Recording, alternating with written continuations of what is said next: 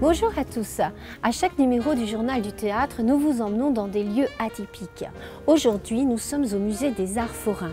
Jusqu'au XVIIIe siècle, les jongleurs, le théâtre et le théâtre de rue étaient les principales activités pour les spectacles d'art forains. Puis, peu à peu, les stands avec leurs différentes attractions et les manèges sont arrivés. C'est ce que nous découvrons ici en nous promenant dans ce musée. En attendant, je vous propose tout de suite de découvrir le sommaire. Nous débuterons avec un spectacle où Francis Huster et Jean-Claude Dreyfus se donnent la réplique sur la scène du théâtre Rive Gauche. Pour notre plein feu, je vous emmène à la rencontre du directeur du théâtre de l'Aquarium, François Rancillac. En attendant, voici un spectacle au titre évocateur, L'école des vieux ou le bal des prothèses, de Pierre-Henri Loïs. Le spectacle que je vous propose pour commencer, dont le titre ne manque pas d'humour, va vous propulser dans un univers de déambulateurs, d'hospices, de couches et autres dentiers. N'ayez crainte, l'histoire est celle de Piéchelle qui s'entraîne pour quand il sera vieux ou vieille, puisqu'il n'a pas encore décidé. Un spectacle drôle et émouvant sur la peur de vieillir à découvrir au Funambule Montmartre.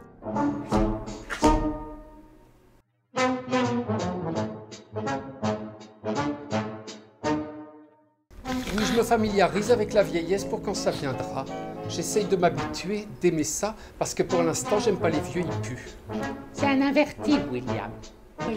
Et question Locke, un homme inverti vaut deux femmes. Moi, c'est bien qu'après l'hiver vient le printemps. Malgré tout, je crois, car j'ai très confiance en moi. La force vient... L'EHPAD? Ah non. Mon mari, j'ai pas voulu le mettre à l'EHPAD. Je l'aimais trop. J'ai tout fait pour lui, tout. C'est moi qui lui vidais sa poche. Qu'est-ce que je l'aimais.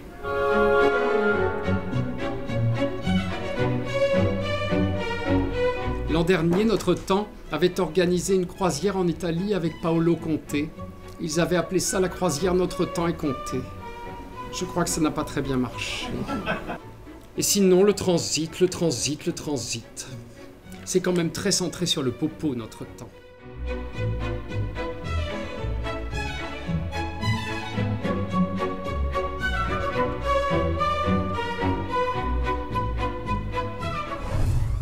En 1939, Albert Einstein adresse au président des États-Unis sa fameuse lettre où il informe que les nazis cherchent à obtenir l'arme nucléaire à partir de ses découvertes. La bombe est lancée.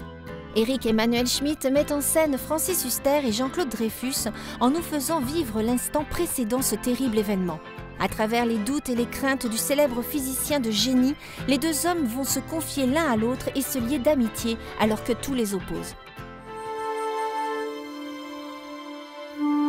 Ah, c'est fou ce que vous lui ressemblez. À qui? Ah, le bonhomme, il est connu dans le monde entier. Einstein, Alfred Einstein. Albert Einstein. Vous savez ce qu'il a découvert? L'Amérique. La théorie de la relativité restreinte. Oh. E égale MC2.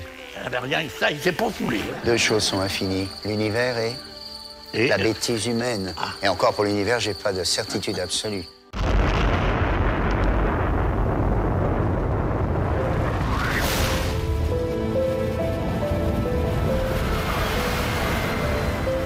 Un pacifiste se renie. En 1939, Einstein incite le président Roosevelt à fabriquer la bombe atomique avant les nazis. Son explosion modifiera le monde à jamais. Un monde qu'Einstein ne voulait pas ainsi. Merci, monsieur Einstein, merci pour la bombe. Comment? La vie, en apparence, n'a aucun sens. Et pourtant, il est impossible qu'il n'y en ait pas un.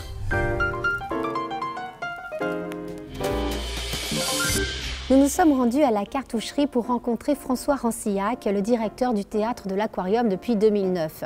Il évoque la ligne artistique de ce lieu et la manière dont il travaille avec ses équipes. Plein feu sur ce passionné de l'échange, de la réflexion et du partage autour de beaux textes.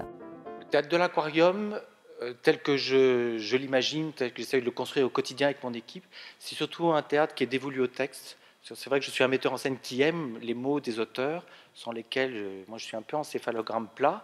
Donc c'est vraiment en phase de poème monde, enfin de poèmes qui racontent le monde, que moi je me mets un peu à vibrer, et j'aime inviter à côté de moi, à mes côtés, d'autres artistes aussi qui parlent du monde à travers aussi la langue des poètes et des grands auteurs de théâtre.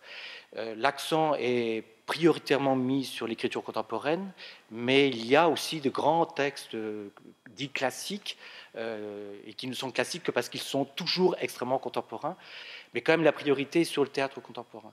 Donc j'invite à mes côtés, au cours de la saison, des 4-5 spectacles de la saison, des artistes qui me touchent, et qui, à travers leur spectacle, aussi interrogent le monde à travers ces auteurs.